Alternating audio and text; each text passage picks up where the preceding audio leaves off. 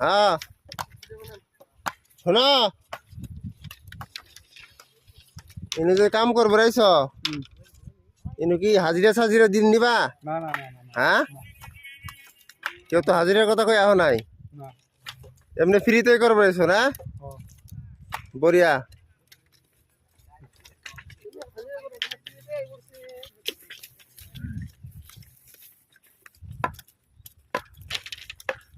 হুজুর।